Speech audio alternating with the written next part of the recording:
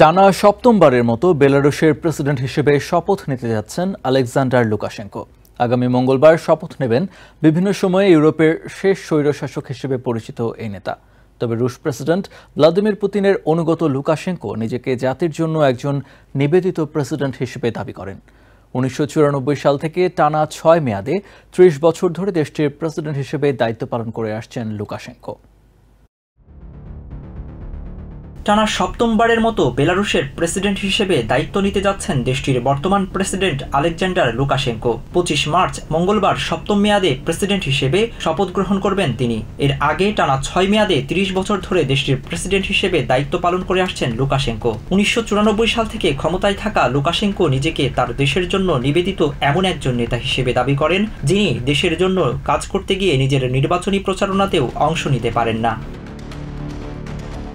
বিভিন্ন সময়ে ইউরোপের শেষ স্বৈরশাসকের তকমা গ্রহণ এবং প্রত্যাখ্যানকারী এই নেতার বিপক্ষে এখনো পর্যন্ত তেমন কোনো শক্ত প্রতিদ্বন্দ্বী নেই দেশটিতে। তবে 2020 সালের নির্বাচনের পর ফলাফল জালিয়াতির অভিযোগে বিরোধীদের গণবিক্ষোভ তাকে প্রায় ক্ষমতাচ্যুতই করে ফেলেছিল।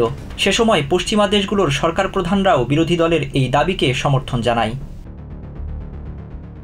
মানবাধিকার নিয়ে কাজ করা সংগঠনগুলোর মতে সে সময় লুকাশেঙ্কো প্রশাসনের নিরাপত্তা বাহিনী হাজারো বিক্ষোভকারীকে আটক করেছিল এবং বিরোধী দলের প্রায় সব নেতৃস্থানীয় ব্যক্তিদের কারাগারে পাঠায়।